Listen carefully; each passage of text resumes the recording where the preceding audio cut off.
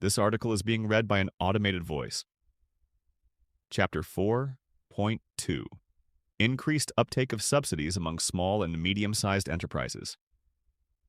In the summer of 2023, the Japanese Ministry of the Environment, or SMOE, announced it would continue its natural refrigerant equipment installation subsidy project through the fiscal year 2027 with a budget of 7 billion yen, $48.7 million, 42.5 million euros for the fiscal year 2023.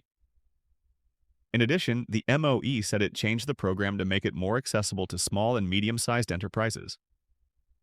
The changes included making the application process easier and relaxing the equipment installation schedule.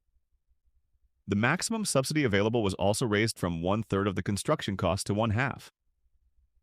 The changes have had the desired effect, according to Teruo Kogu, director of the Office of Fluorocarbons Control Policy at the MOE. Kogu, speaking at the Atmosphere APAC Summit 2024, held in Tokyo in February, said the program saw a 10% increase in the number of small and medium-sized enterprises receiving subsidies and a 10% increase in food retailer renovation projects.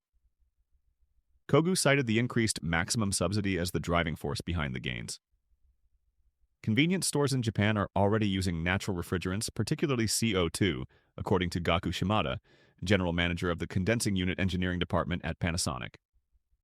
Shimada said, Japanese supermarkets are still resistant to the idea of adopting CO2-based refrigeration systems, with cost being one of their biggest concerns. The government's subsidy program helps allay those fears by reducing the payback period for CO2 systems. Without subsidies, the payback period for CO2 systems is typically 5 to 8 years, according to Shimada. With government support, the payback period can be almost zero. The Japanese government is positive about natural refrigerants and is always supporting us, Shimada said. Program requirements for large companies. Applicants classified as large companies by the MOE must meet more strenuous requirements than those classified as small and medium-sized enterprises. All refrigerated and cold storage warehouses and food manufacturing plants must commit to only using natural refrigerant-based refrigeration and freezing equipment in the future. For food retail stores, the requirement is that natural refrigerant systems will be installed in more than 50% of new stores and stores that have been completely renovated and require the replacement of refrigerated units. The ratio of natural refrigerant equipment installed per store does not matter. These goals for moving to natural refrigerant systems must be publicly announced.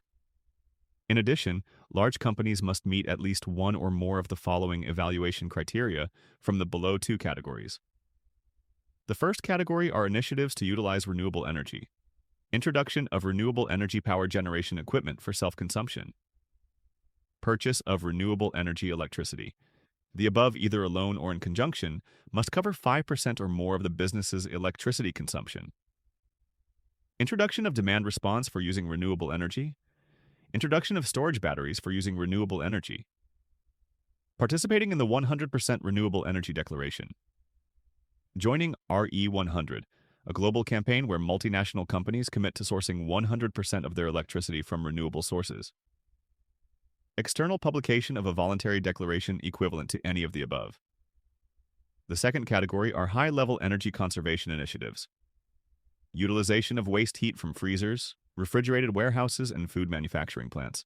Improvement of heat insulation and heat shielding of facilities, refrigerated and freezer warehouses. Introduction of showcases with doors, food retail stores. Project results. There were 2 rounds of applications for the Natural Refrigerant Subsidy Project in 2023, with 157 applicants receiving funding for 426 projects. There was just 1 application round in 2024, which saw 110 applicants receiving funding for 269 projects. Some of the funding recipients include Aeon with 11 projects, 7-Eleven with 27 projects, Lawson with 20 projects, and Family Mart with 76 projects.